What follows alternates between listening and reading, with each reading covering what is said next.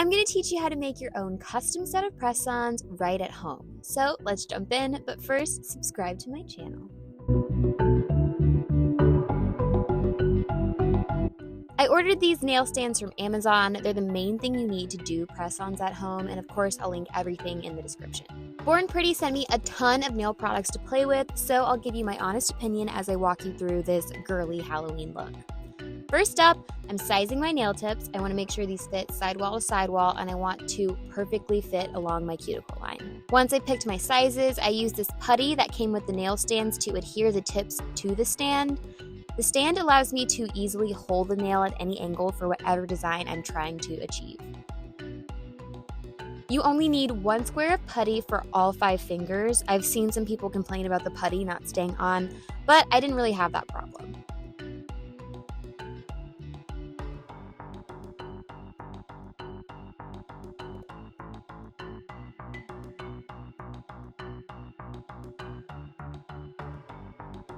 I'm going to start with this Nude by Kiara Sky for my pinky and middle fingers.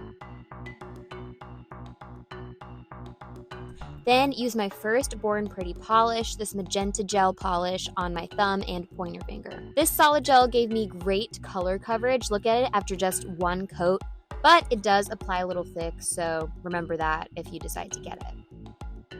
Next, I tried out their silver magnetic gel polish on my ring finger. I wanted a sheer velvety finish, so I used a magnet at an angle and then quickly threw it in the lamp to cure. This is my first time with magnetic gel polish, so I'm excited to incorporate this into more nail looks. I really love the velvety finish.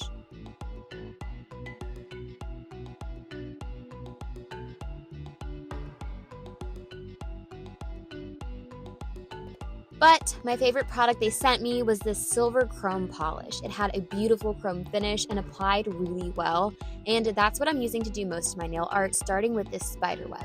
I drew 5 lines from the corner of my nail and connected them with swoops. I'll let you watch and see what I mean. If you see a random flat brush pop in, it's because I'm cleaning up my lines.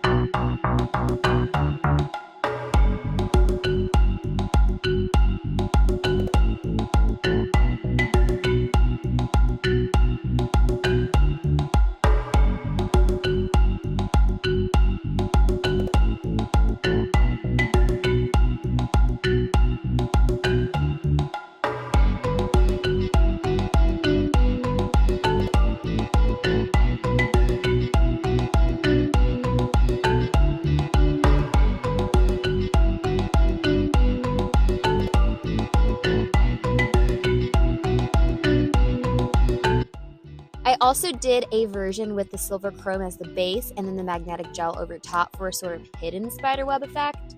Let me know which one you prefer in the comments. I'll also show you what they both look like on the end on my nails. For the spider on my pointer finger, I take some IBD hard gel and apply a diamond gem to the middle of the nail.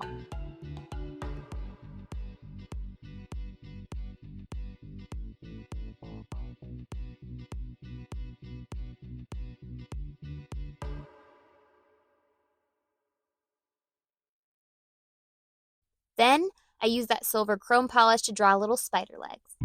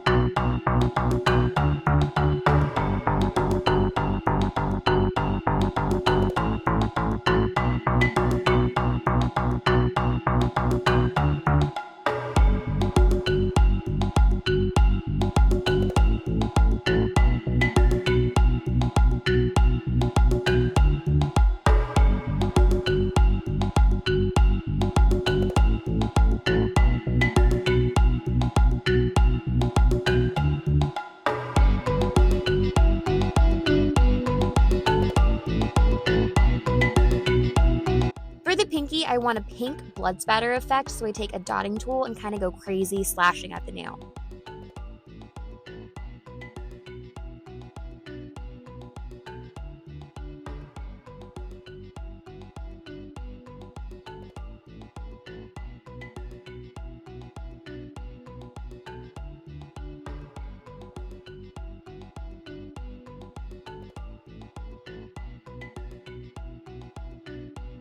For the last of my nail art, I'm going to do a pink blood drip on that middle finger. So first I use my dotting tool and make 3 dots down my nail, and then I connect them with arches. I use the polished brush to just fill in the rest.